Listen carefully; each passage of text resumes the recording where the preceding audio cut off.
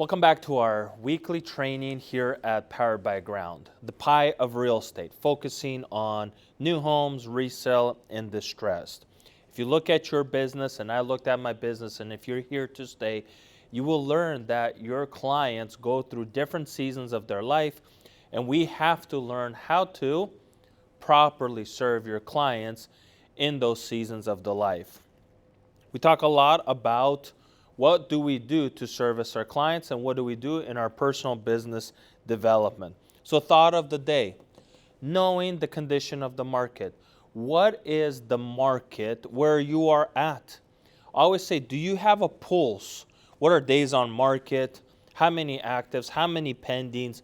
These are all metrics that we have to use to have a true assessment of how the market is doing on the buyer pool, on the seller pool. Who are the sellers that are currently on the market? Who are the buyers that are currently in the market? And one of the ways you do this is you definitely network within your brokers.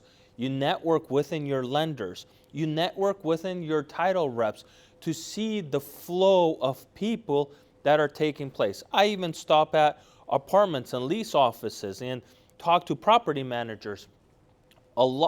Find these hubs where there's a lot of flow of people. That is really your essence of having data and then having real people tell you what is truly happening in the market. So if you stop at a leasing office or a property management that runs whatever, 1,000 properties, and ask them for these data points about the true condition of the market. And this is the information that you relay to your clients. Another metric that we use here at Powered by Ground is the pie of real estate. We talk about how big is your market share for new homes? How big is your market share for resale? How big is your market for distress? And all of these metrics are another layer of data points that you want to hold. Why?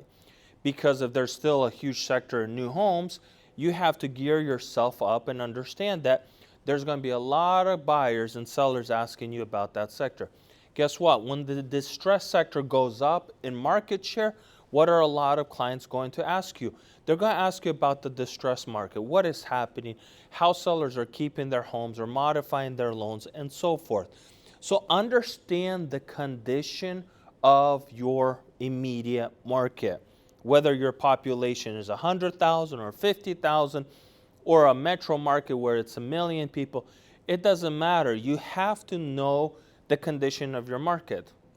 Like for our area, we have about 500,000 in Clark County, and then we have locations where each location has its own development going on and building factors. And I learn about the greater market and then all these sub-markets and all these secondary markets and the primary markets, and you have to have a pulse on all of these data points. So learn your market, learn stats, talk to people. If you don't really like stats, then just talk to people. Talk to people, like I mentioned, who see a lot of hubs, like a title rep. I mean, they average close more deals than brokers per month. So if a good title closer sees 90 files or 100 files go through her desk every month, ask her, what are the files look like? Who's the buying pool? You don't have to ask the details, but ask about data points and the condition of the market. Be the expert by learning and by servicing your clients in the context of knowing the condition of your market.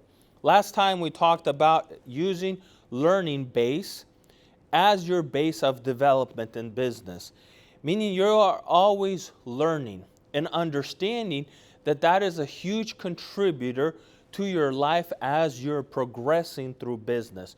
You are learning something and you're also teaching it to somebody else. It's interesting, like I was putting my bed assembly together in my home, and I've never done it in my whole life. But I opened up the box, took the manual, and what I was doing? I was learning as I was going. This is just the real life of experience. You're learning as you are going. Well, guess what? Apply that same concept and principle to your business. As you are going, you are learning, but as you are learning, you're establishing yourself as a learning base, meaning you're never removing yourself from that. So if I were to assemble, my bedroom once, then I assemble it the second time or the third time, you always want to have that instructions in front of you. And this is what we train in servicing and learning product, is understanding the fundamentals of what it takes to even build a business or go down this path of entrepreneurship. So, learning.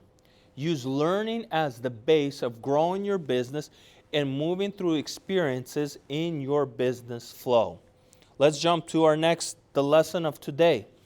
Removing your limited beliefs.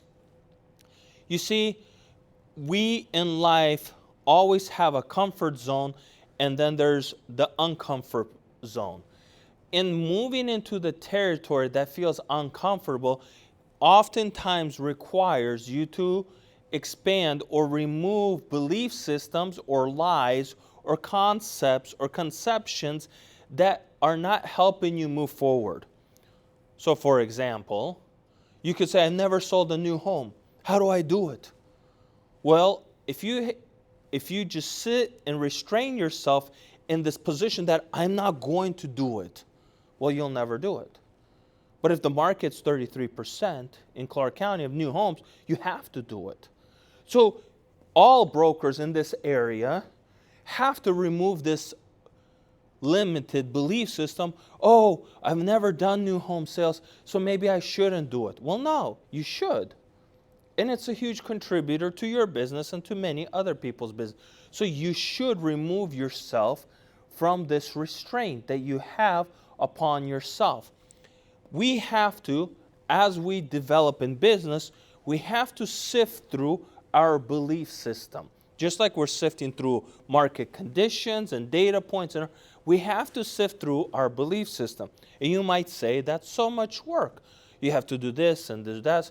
Yes, an entrepreneurship is a lot of work. It's a lot of self-development when you're focusing on what areas you need to develop, and it is a lot of business development where you're focusing on how to move and monetize your business so you're actually making money. And removing belief systems that are limiting you in your expansions or your growth is something that it could become a huge hindrance to your business development. Oftentimes, what we use, I would say, to sell to our own selves, not to change our belief system, is we oftentimes say, I don't have time to train. Well, like I mentioned, when you're assembling something for yourself at home, you found the time to train yourself how to put that furniture together. You found the time to teach yourself before implying it in an experience of how to put it together. So all the question is, do you really want to remove your belief system?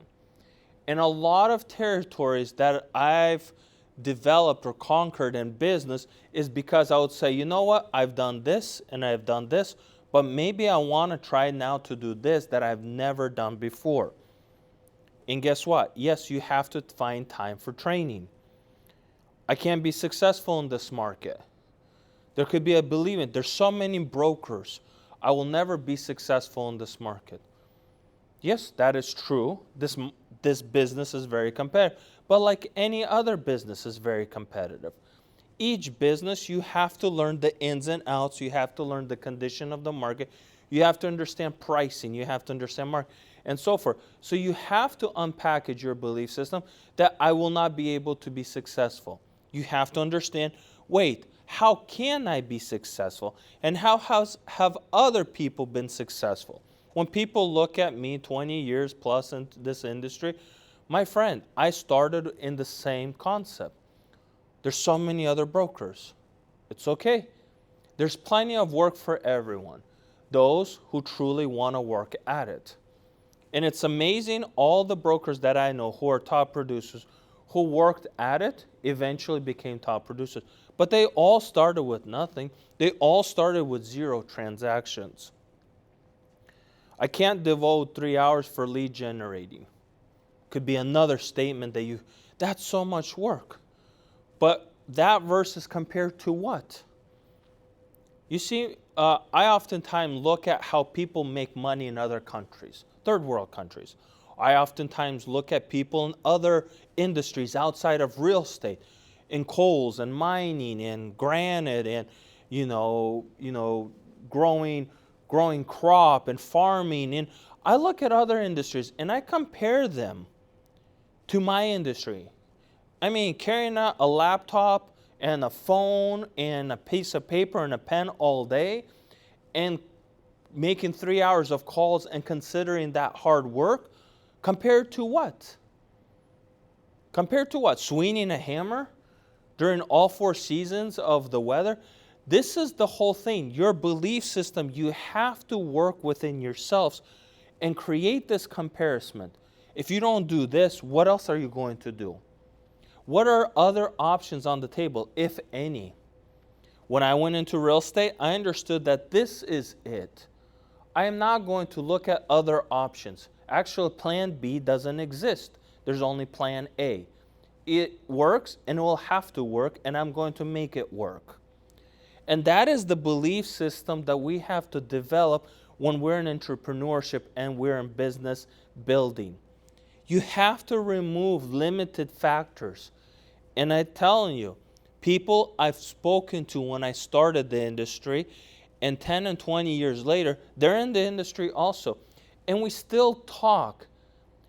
And the difference between me and them is how much they were willing to remove themselves from their limiting factors and how much I remove limiting factors in my own belief system. So you are where you're at today, all in the retrospect of how much limiting factors you have removed from your business and your personal life. So reassess, reevaluate, and understand that everyone started somewhere in the industry. And compare your industry, this real estate, versus so many other industries. And really tell me, is it too hard or is it too easy? It's all about your perspective of how you look upon your business.